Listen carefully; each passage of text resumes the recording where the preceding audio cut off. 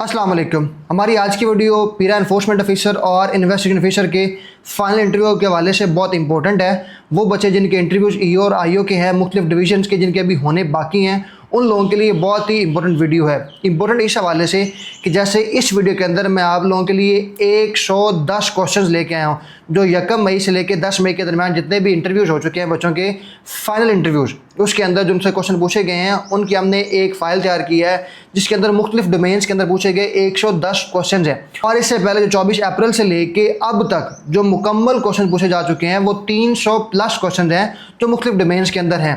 300 plus interview, final interview question, मतलब आप ऐसा सोचें कि एक ऐसी फाइल है जिसके अंदर तमाम इंटरव्यू के अंदर जो पूछे गए क्वेश्चन है, मतलब आप इंटरव्यू देने से पहले आपको पता है कि ये क्वेश्चन इस तरह से पूछे जा रहे हैं और इसके ये आंसर आप तैयार करके जा सकते हैं और अपना अच्छा इंटरव्यू दे सकते हैं। 300 प्लस क्वेश्चन ये हैं। और इसके साथ 2025 के अंदर जो बच्चों के इंटरव्यूज हुए थे तब भी हमने एक फाइल तैयार की थी जिसके अंदर तमाम इंटरव्यू में पूछे जाने वाले जो क्वेश्चन हैं विद आंसर हमने तैयार करके रखे हुए हैं आप लोगों के लिए। तो ये जो तमाम क्वेश्चन हैं विद आंसर 300 प्लस ये आप लोगों को मिल सकते हैं अगर आप इस व्हाट्सएप नंबर के ऊपर रब्ता करके, बहुत मिनिमम फीस के अंदर ये फीस आपके नंबर पर शो हो रही है। और आज की वीडियो के अंदर हम इंशाल्लाह कोशिश करेंगे जो हमने 1 मई से लेके अब तक 10 मई तक जो इंटरव्यूज हुए हैं इसमें जो क्वेश्चन पूछे गए हैं उनके आंसर आप लोगों को मैं इस वीडियो के अंदर एक्सप्लेन करूं। आप लोगों ने ये वीडियो ध्यान से सुननी है।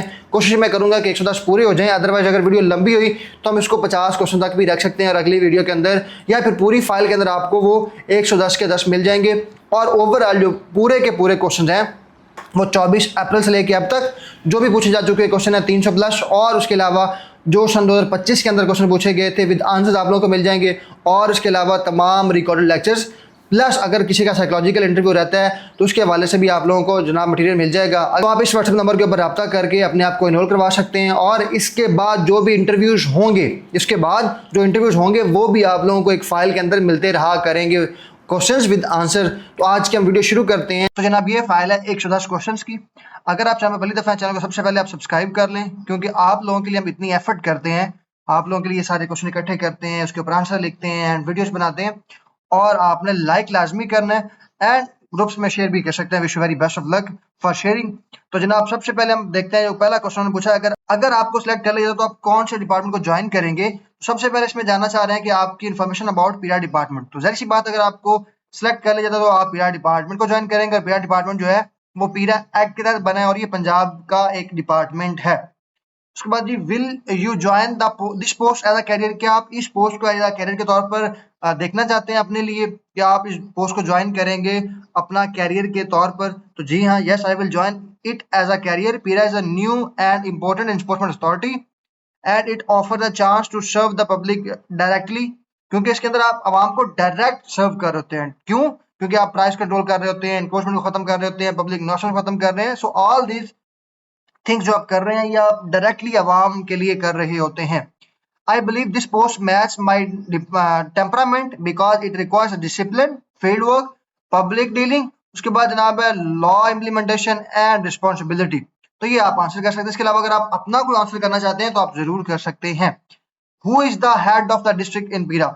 तो डिस्ट्रिक्ट के अंदर कौन हेड होता है? जैसे आप लोगों को पता है कि डिस्ट्रिक्ट के अंदर डर्ब होता है, डिस्ट्रिक्ट इन्फोर्समेंट रेगुलेटरी बोर्ड होता है, और उसका जो हेड होता है वो जनाब आपके पास होता है deputy commissioner. Duties of enforcement officer आप लोगों को मैंने पिछले नोट्स के अंदर भी शेयर की हुई हैं, जो पिछले मैंने नोट्स बनाए थे, और उसके साथ साथ मैंने आप लोगों के लिए जनाब वीडियोस भी बनाई हुई हैं। तो ये सारी की सारी ड्यूटीज आप लोगों को पता होनी चाहिए। इन्फोर्समेंट ऑफिसर की आपको ईओ की ड्यूटीज पता होनी चाहिए, आपको आईएएस की ड्यूटीज पता होनी चाहिए, आपको एसडीओ की पता होनी चाहिए, एंड उसके साथ साथ आपको हेयरिंग ऑफिसर की ड्यूटीज पता होनी चाहिए, आपको डीजी की पता होनी चाहिए, आपको डब की पता होना चाहिए जनाब, और आप लोगों को अथॉरिटी की ड्यूटीज का आइडिया होना चाहिए। ये ड्यूटीज लाजमी है आप लोगों के लिए। तो ये बेसिकली सारे के सारे जो हैं ये ड्यूटीज हैं आप लोगों के लिए जो आपको पता होनी चाहिए लाजमी तौर पर।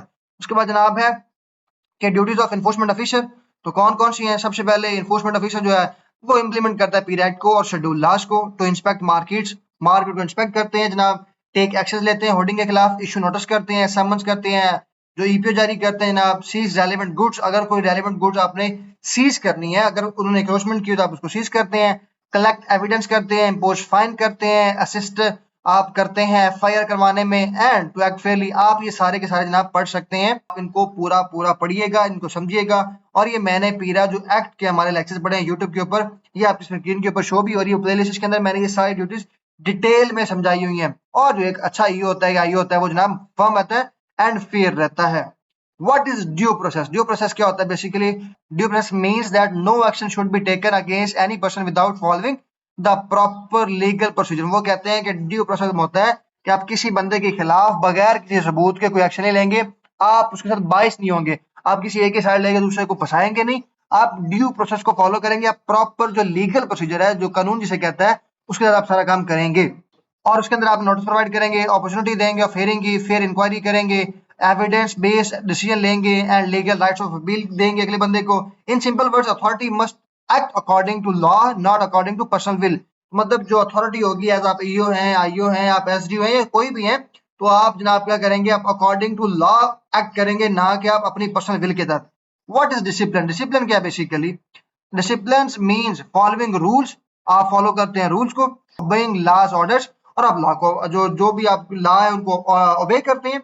मेंटेनिंग पंक्चुअलिटी, पंक्चुअलिटी को मेंटेन करते हैं, डेली काम करते हैं। Respecting seniors and dealing with public professionally, आप अपने सीनियर्स की रिस्पेक्ट करते हैं और प्रोफेशनली पब्लिक के साथ डील कर रहे हैं।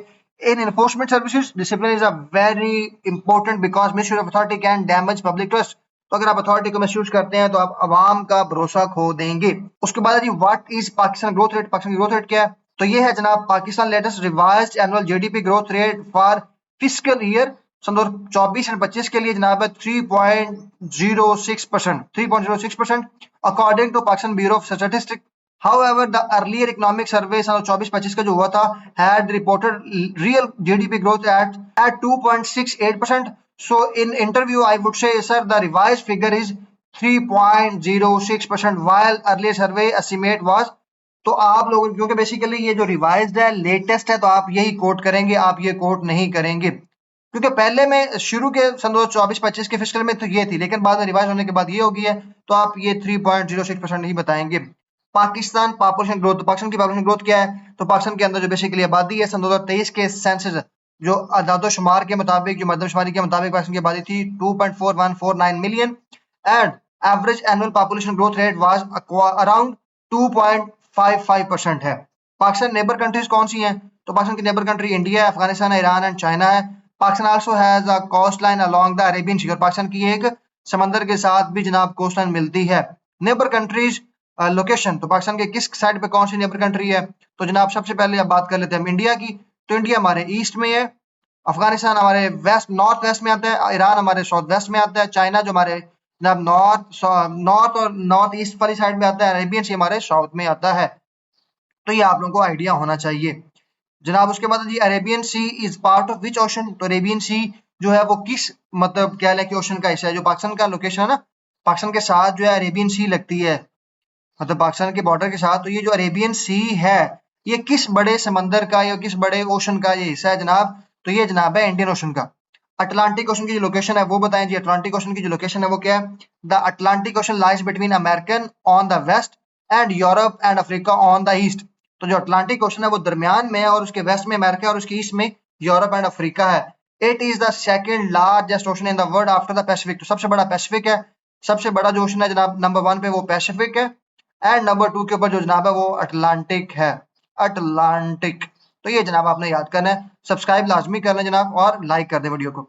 मालवा रिवर की लोकेशन क्या है? Malewa river is it is located in Kenya. तो ये केनिया में, it rises from the Aberdare range and follows toward lake नवेशा।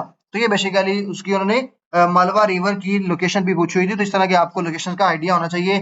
Caspian सी, उसके बाद जनाब स्टेट ऑफ हॉर्मुज है, उसके बाद ये पनामा कनाल है। तो ये सारी आपको पता होनी चाहिए। उसके बाद जनाब है हु वाज गुलाम इसाक खान। गुलाम इसाक खान कौन थे जनाब?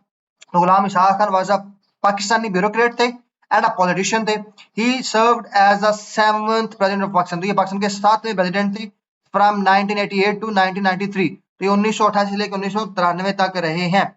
Before becoming president he also served in important position such as chairman senate and finance minister. He is remembered as a powerful civil servant and constitutional figure. In Pakistan political history. तो ये basically सारा उनके बारे में है, तो आपने इसको याद करना, रट्टा लगा लेना है। अगर आप ये सारे नोट्स लेना चाहते हैं तो इस व्हाट्सएप नंबर के ऊपर रब्ता करके अपने आप को एनरोल भी करवा सकते हैं और 300 प्लस इंटरव्यू क्वेश्चंस को ले सकते हैं जनाब, सिर्फ और सिर्फ 1500 रुपए की फीस के अंदर। ये व्हाट्सएप नंबर है। How to write a bibliography write on board, तो उन्होंने बोर्ड के ऊपर कहा था कि आप बिब्लियोग्राफी लिख के बताएं। इसका आंसर जनाब ये है, bibliography is a list of books articles website और सोर्सेज यूज्ड इन असाइनमेंट और रिसर्च वर्क। मतलब आपने एक बुक लिखी है या एक आर्टिकल लिखा है, उसके अंदर आपने जनाब सारी जो चीजें लिखी हैं वो आपने कहाँ कहाँ से ली हैं, तो आप लास्ट के ऊपर ना जो बुक के लास्ट पे, आर्टिकल के लास्ट पे, आप जनाब उस वेबसाइट के लास्ट पे वो सारे के सारे सोर्स लिखते हैं कि जनाब आपने ये जो सोर्स है ये फलां बुक से लिया है, ये लाइन आपने फलां बुक से ली है, तो आप उसके बारे में सारा लिखते हैं। उसका जो फॉर्मेट होता है वो बेसिकली ये जनाब होता है आपके सामने है। बोर्ड फॉर्मेट जो है, for book author last name होता है, फर्स्ट नेम होता है, title of the book, publisher, ये तो ये सारा। एग्जांपल के तौर पर खान है, हमीद है, constitution and political history of Pakistan है, तो ये जनाब हामिद खान है ना, तो ये हामिद खान का लास्ट नेम है खान। इस तरह से हामिद खान, जिन्होंने कॉन्स्टिट्यूशन हिस्ट्री ऑफ बुक, जिन्होंने बुक लिखी है constitution and political history of Pakistan, तो खान उनका पहले आ गया, जो ऑथर का लास्ट नेम है, फर्स्ट नेम उसके बाद है खान हामिद। उसके बाद जनाब टाइटल ऑफ बुक, तो ये बुक का टाइटल है constitution and political history of Pakistan. उसके बाद ये टाइटल ऑफ द बुक के बाद पब्लिशर है, तो उस बुक को पब्लिश किया है ऑक्सफोर्ड यूनिवर्सिटी प्रेस ने, और ईयर जो है उसका सन 2017 है। तो ये बेसिकली इस तरह से हम लिखते हैं। और फॉर वेबसाइट के लिए आप जनाब पहले लिखते हैं ऑर्गेनाइजेशन, उसके बाद author, title page, website name, date और यूआरएल, तो ये लिखते हैं आप इस तरह। जैसे ये ऑर्गेनाइजेशन जनाब है पाकिस्तान ब्यूरो ऑफ स्टैटिस्टिक है, टाइटल पेज का जनाब है 7th पॉपुलेशन हाउसिंग सेंसस सन 2023 है। उसके बाद जनाब वेबसाइट का नेम है पीबीएस है, और जो डेट है वो सन 2023 है, और जो यूआरएल है वो लास्ट में जनाब इस तरह आप लिख देते हैं। जो यूआरएल होता है यूनिवर्सल रिसर्च लोकेटर जिसे हम कहते हैं, जो लिंक होता है बेसिकली। उसके बाद जनाब है what are you currently doing, आप करंटली क्या कर रहे हैं, तो आप अपने बारे में बताते हैं। ये एक पर्सनली क्वेश्चन है, मुख्तलिफ लोग मुख्तलिफ काम कर रहे होते हैं। अगर मुझसे पूछें तो मैं टीचिंग कर रहा हूँ, मेरी गवर्नमेंट जॉब है, मैं साथ में ऑनलाइन टीचिंग करता हूँ जनाब, मैं मेरी गवर्नमेंट जॉब है। उसके साथ साथ जनाब मैं एक इन्फ्लुएंसर हूँ। उसके बाद जनाब मैं एक कंटेंट क्रिएटर हूँ, कंटेंट क्रिएट करता हूँ। और ये जनाब सारी की सारी इस तरह से आप जो काम करते हैं वो आप बता सकते हैं उनको। उसके बाद जो क्वेश्चन है what is the chemical formula of potassium permanganate, तो ये जनाब फार्मूला होता है पोटेशियम परमैंगनेट का होता है KMnO4। उसके बाद है जी which gas is used as cooking gas, what is the name of that gas, तो कौन सी गैस है जो कुकिंग गैस के तौर पर इस्तेमाल होती है और उसका जनाब नाम क्या है। फॉर डोमेस्टिक सिलेंडर, जो डोमेस्टिक हम घरेलू यूज के लिए इस्तेमाल करते हैं उसको हम कहते हैं LPG, उसका नाम होता है liquefied petroleum gas, is commonly used, it is mainly a mixture of propane and butane। तो ये जो LPG होती है इसके अंदर प्रोपेन एंड ब्यूटेन होता है। In piped gas supply natural gas is used which is mainly contain methane, जो पाइप होते हैं ना, जो पाइप लेके आ रहे होते हैं मतलब हमारे पास गैस को, जो घरों के अंदर पाइप के जरिए आ रही है उसके अंदर बेसिकली मीथेन भी होती है, और मीथेन उसके अंदर मेन होती है। और जो सिलेंडर होते हैं उसके अंदर प्रोपेन और ब्यूटेन होती है बेसिकली, और उसे हम LPG कहते हैं। On the globe, which region lies to the southeast of Pakistan? Name the countries located southeast of Pakistan। तो वो कह रहे हैं जनाब कि पूरी ग्लोब को अगर देखें तो साउथ ईस्ट ऑफ, मतलब अगर ग्लोब को मद्देनजर रखते हुए पाकिस्तान के साउथ ईस्ट में कौन कौन सी कंट्रीज हैं वो बताएं जनाब। To the south east of Pakistan lies India, तो इंडिया जनाब आता है। एंड फर्दर साउथ ईस्ट, अगर हम उसके बाद अगर थोड़ा और दूर चलें तो बांग्लादेश आ जाता है, म्यांमार है, Thailand and other south east Asian countries है। If the question is about immediate neighbouring direction then India is the correct answer. मतलब उन्होंने पूछा अगर साउथ ईस्ट के अंदर पूछा उन्होंने कि पहली कंट्री कौन सी, तो इंडिया है, और उससे आगे जाए तो बांग्लादेश भी है, म्यांमार भी है, थाईलैंड भी है, and other south east Asian countries भी इसके अंदर इंक्लूड होती हैं। Which on which side of America is the Atlantic ocean located, तो अमेरिका की कौन सी साइड के ऊपर जो अटलांटिक ओशन है, ये हम पहले पढ़ चुके हैं। तो basically the Atlantic Ocean is located on the eastern side of North America and South America. It lies between Americas on one side and Europe and Africa on the other side. पहले उन्होंने question पूछा था कि जो Atlantic ocean है उसके किस side के ऊपर कौन से मुल्क है। अब उन्होंने पूछा है कि उन अमेरिका के लिहाज से जो अटलांटिक ओशन है वो किस साइड के ऊपर है। तो आपने क्वेश्चन को भी अंडरस्टैंड करना है, तो ज्योग्राफी के हवाले से आपको पता होना चाहिए। What are the qualities of good investigation officer, investigation officer है जनाब वो कैसा हो सकता है, उसका कौन सी क्वालिटीज होनी चाहिए। सबसे पहले जी good investigation officer should be honest, ईमानदार होना चाहिए, इम्पार्शियल होना चाहिए, उसको किसी की साइड नहीं लेना चाहिए, लीगली अवेयर, उसको पता होना चाहिए कि कौन सा वो काम करना चाह रहा है और उसकी एक्ट के अंदर CRPC के तहत, PPC के तहत, कॉन्स्टिट्यूशन के तहत जनाब क्या उसकी लीगलिटीज बनती हैं। डिसिप्लिन होना चाहिए, ऑब्जर्वेंट होना चाहिए, अपने सीनियर की बात मानने वाला होना चाहिए, पेशेंट, सब्र वाला होना चाहिए, एंड एनालिटिकल, और उसका दिमाग भी चलता हो, एनालिटिकल होना चाहिए, वो रीजनिंग देखे, वो देखे ये किस केस को कैसे सॉल्व करना है। He should collect evidence properly, maintain chain of custody, record statement carefully, respect legal rights, avoid bias and prepare clear reports based on fact. तो वो एक फैक्ट के ऊपर रिपोर्ट बनाए, ना के ना आप चलती फिरती रिपोर्ट बना दे। तो उसको एक अच्छा ऑफिसर की ये निशानी है, ये आपको पता होनी चाहिए जनाब। इसके अंदर अगर आप 5 आदमी बता देंगे इंटरव्यू के अंदर तो आपके लिए काफी होगी। What are the bailable non bailable offences, कौन कौन से ऑफेंसेस हैं जो बेलेबल हैं और कौन कौन से हैं जो नॉन बेलेबल हैं। A bailable offense is one in which bail is legal rights of if the accused fulfills the required condition। तो बेलेबल जो ऑफेंस होते हैं उसमें कोई अगर वो उन्होंने ऐसा ऑफेंस किया है तो जो अक्यूज्ड है, जो मुलजिम है या जो मुजरिम है, उसके राइट है कि वो बेल ले सकता है, और जो नॉन बेलेबल है उसके अंदर उसका राइट नहीं है, वो बेल नहीं ले सकता। It depend on the discussion of the court, और कोर्ट की मर्जी उसको बेल देती है या नहीं देती। और under CrPC section 4 a bailable offence is one shows as bailable in the second schedule are made bailable by law while non bailable means other offenses। तो ये बेसिकली उन्होंने, आप देख सकते हैं बेलेबल ऑफेंस होते कौन से हैं। बेलेबल बेसिकली वो होते हैं जो छोटे लेस सीरियस क्राइम होते हैं, और नॉन बेलेबल जिसपे बेल नहीं दी जा सकती वो हीनियस सीरियस क्राइम्स होते हैं, जैसे मर्डर हो गया, और उसके बाद जनाब जो सारे ये पीरा वाले केसेस हो गए लाइक दैट। उसके बाद जनाब आर ऑफेंसेस अंडर द पीरा एक्ट बेलेबल और नॉन बेलेबल।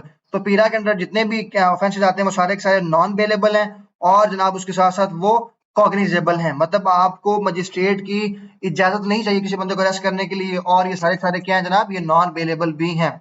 आर पीरा offences cognizable or non cognizable. तो पीरा के जितने भी केसेस हैं वो सारे के सारे के पीरा के अंदर जितने भी ऑफेंसेस आते हैं वो कॉग्निजेबल है। कॉग्निजेबल मतलब आपको, मतलब it means the relevant authorised officer may proceed according to law and arrest powers can be exercised as provided under the act.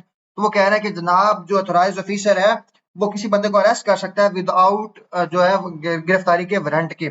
What is difference between cognizable and non cognizable. तो cognizable कौन से होते हैं। Cognizable an officer में arrest without warrant according to second schedule or any law enforced in a non-cognizable offences arrest without warrant is not allowed। तो मतलब देखें आप कि कॉग्निजेबल ऑफेंस वो होते हैं जिसके अंदर आप किसी बंदे को अरेस्ट कर सकते हैं विदाउट वारंट, और नॉन कॉग्निजेबल वो होते हैं जिसके अंदर आप किसी बंदे को अरेस्ट नहीं कर सकते मतलब विदाउट वारंट, आपको मजिस्ट्रेट से वारंट लेने जरूरी है। How many types of remand are there, remand के कौन कितने और कौन कौन से टाइप्स हैं। तो रिमांड के जनाब 2 टाइप्स होती हैं, फिजिकल रिमांड जिसे हम पुलिस कस्टडी भी कहते हैं, एंड जुडिशियल रिमांड जिसे हम जेल में भेजना कहते हैं, जेल कस्टडी कहते हैं। फिजिकल रिमांड के अंदर फर्ज करें जी आपको जो पुलिस वाले उन्होंने थाने में रखा हुआ है, किस लिए रखा हुआ है, इन्वेस्टिगेशन के लिए, इंक्वायरी के लिए। और जुडिशियल रिमांड जो उसके अंदर बेसिकली क्या होता है कि आपको जेल में भेज दिया जाता है। when the accused is sent to jail under court order, CRP section 167 deals with detention when investigation cannot be completed within 24 hour। अगर 24 आवर के अंदर अंदर वो जनाब सॉल्व नहीं होता केस तो बंदे को जेल भेज दिया जाता है, इसे कहते हैं judicial remand. What is uranium enrichment, जो यूरेनियम की इनरिचमेंट है वो क्या है। जैसे कि आजकल आपको पता है कि ईरान यूरेनियम की इनरिचमेंट कर रहा है, और अमेरिका कहता है कि ईरान को हमने यूरेनियम की इनरिचमेंट नहीं करने देनी। तो what is uranium enrichment, basically uranium enrichment is the process of increasing the percentage of uranium U-235। ये बेसिकली आइसोटोप्स होते हैं यूरेनियम के। तो वो कह रहे हैं कि जनाब जो यूरेनियम की एनरिचमेंट बेसिकली होती है वो यूरेनियम सारे वाला नहीं है, यूरेनियम का जो आइसोटोप 235 है, 235 वाला आइसोटोप है उसकी है। जो आम तौर पर यूरेनियम पाया जाता है उसके अंदर ज्यादातर जो होता है वो यूरेनियम जनाब 238 होता है। इसका मतलब ये है कि जो नेचुरल तौर पर कुदरती तौर पर यूरेनियम पाया जाता है वो यूरेनियम 238 है। कहते हैं जिस मुल्क के पास यूरेनियम 235 ज्यादा होगा या ज्यादा वो रखना चाह रहा है इसे कहते हैं uranium enrichment. Enrichment is used for nuclear fuel, आप इसे न्यूक्लियर फ्यूल के तौर पर इस्तेमाल कर सकते हैं, and at higher level it can be come sensitive from a security point of view. उसके बाद how is uranium enriched, uranium कैसे इनरिच किया जाता है। At a general level uranium is enriched by separating isotopes and increasing the proportion of uranium 235। तो basically uranium है ना जी, uranium के 3 आइसोटोप्स होते हैं। 200 इस तरह से लिखा जाता है, आपको ये लिखने का भी आइडिया होना चाहिए। जो यूरेनियम है ना जनाब, ये यूरेनियम इस तरह 234, यूरेनियम 235 एंड यूरेनियम 238। तो यूरेनियम के अंदर जनाब जो यूरेनियम पूरा होता है वो एक यूरेनियम के अंदर फर्ज करें एक टुकड़ा, उसके अंदर ये तीनों चीजें होंगी, तो सबसे ज्यादा जो उस टुकड़े के अंदर यूरेनियम होगा वो ये वाला आइसोटोप होगा। लेकिन जो यूरेनियम एनरिचमेंट हम कहते हैं वो सबसे ज्यादा ये अगर होगा तो होगी। तो आप क्या करते हैं, आप जो नेचुरल पूरे का पूरा यूरेनियम लेते हैं, उसमें से ये यूरेनियम जो 235 वाला है इसको अलग करते हैं, सिक्योरिटी पर्पज के लिए आप इस्तेमाल करते हैं। तो आप ये स्पेसिफिक जो यूरेनियम 235 है इसको अलग करते हैं और जनाब इसको आप यूज करते हैं मतलब मुख्तलिफ न्यूक्लियर फ्यूल के लिए, अपने सिक्योरिटी पर्पज के लिए। उसके बाद modern enrichment is usually done through industrial centrifuge technology under strict technical and international safeguards. तो बेसिकली वो कह रहे हैं कि आप इसको प्रॉपर एक टीम के थ्रू इसको आप यूज कर रहे होते हैं।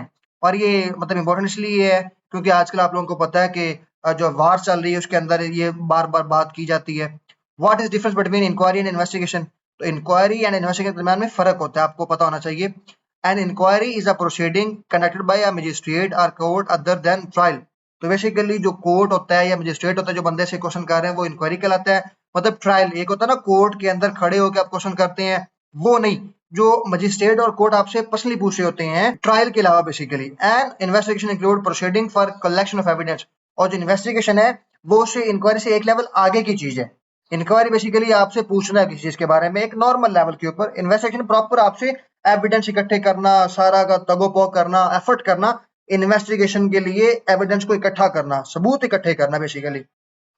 उसके बाद what is the difference between enforcement officer and investigation officer? तो ये आप लोगों को पता है बेसिकली एनफोर्समेंट जो ऑफिसर होता है फोकस ऑन एनफोर्समेंट करता है, इंस्पेक्शन करता है, कंप्लायंस करता है, पब्लिक नॉशंस कंट्रोल करता है, एनरोचमेंट एक्शन करता है, इश्यूज नोटिस करता है, ईपी रिलेटेड एक्शंस करता है, and filed enforcement and field enforcement, और फील्ड का काम करता है। जो इन्वेस्टिगेशन ऑफिसर होता है basically focuses on investigation after an offence, collection of evidence, search, seize, arrest, summons and preparation of investigation material, PIRA section 26 specially deals with the investigation officer।